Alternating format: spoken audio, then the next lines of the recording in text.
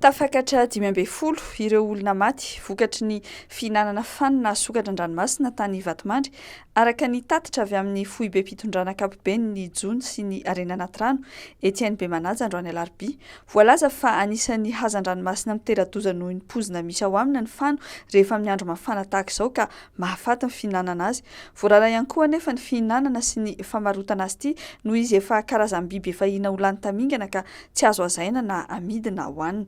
Araka ny nambaran'ny tale jeneralin'ny Jony dia ho mafy ny sazy ho an'ireo tompona andraikitra io fanampozinana ara-tsakafo io ao anatin'izany ny mpanjony sy ny mpivarotra. Tsy namaritra mazava ny sazy omena ireo olona ireo anefa izy efa misy ho izy ny fanentanana ataon'ny ministera saingy mbola misy ny minimandika ny lalana ihany. Misy ihany koa ireo solotenan'ny ministera ny antoerana manara-maso sy manentana ireo olona mety mbola mikasa hihinana izany fano izany satria efa niparitaka be ny henan'ilay sokatra an-dranomasina araka ny nambarany. Olona roa indray no maty nivalana aretina Covid-19 teto Madagasikara omaly talata 12 Martsa araka ny tatitra navoaka ny Haino amanjerim-panjakana androany alarobia. 7,3 araka izany ireo olona efa namoy ainy vokatry ity valana aretina ity hatramin'ny androany tamin'ny taona 2024 na hatratra 7,3 ihany koa ireo tranga voamarina vaovao tamin'ireo 7,7 natao fitiliana ka toy izao ny fitsinjarany isapatra. 4,3 teto amin'ny faritra Analamanga, 4,20 any amin'ny faritra Atsinanana, 12 any amin'ny faritra Dianara, atoka 4 ny tany Sava, 10 tany amin'ny faritra Boeny, 4 tany Vakinakaratra, 12 tany Atsimo Andrefana, 3 tany amin'ny faritra Menabe, 2 tany Amorony Mania, 10 tany Analanjorofo, 1 tany amin'ny faritra Orombe, 10 kosa tany amin'ny faritra Sofia, 7,9 ireo olona mbola marary ary ny 4,9 amin'izy ireo no marary mafy. 4,15 ireo sitrana tamin'ny 4 Martsa lasa teo.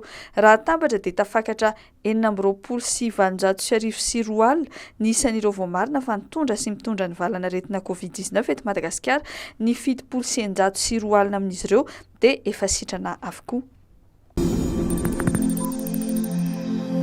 Fiaramanidina manokana no heverin'ny fitondram-panjakana malagasy hitaterana ireo delegasiona avy eto Madagasikara hamonjy any Etiopia hiatrika ny lalao fifanitsanana ho amin'ny fiadinany amboarany Afrika amin'ny 14 ny volana Martsa ho avy izao. Raha tsy misy ny sampona araka ny vaovao avy amina loharanom-baovao mikarakara io fandehanana io dia ny fiaramanidin'ny orinasa Air Seychelles, kompania mpitaterana Seychellois no heverin'ny fitondram-panjakana alaina hanaovana io sidina manokana io. Raha tsy misy ihany koa ny sampona sy ny fiovana farany dia voalaza fa ny alahady 2 Martsa amin'ny misasak'alina no anaingany delegasiona ahitana ireo mpilalao avy eto an-terana sy ny mpanazatra ary ireo mpikarakara teknika rehetra. Andrasana any Addis Abeba amin'ny 2 Martsa amin'ny 9 maraina io delegasiona io. Amin'ny 10 indray izy no hiainga ao Addis Abeba miaraka amin'ireo mpilalao hafa avy any ivelany ary hamonjy any Bahirdara ilay toerana anaovana ny lalao.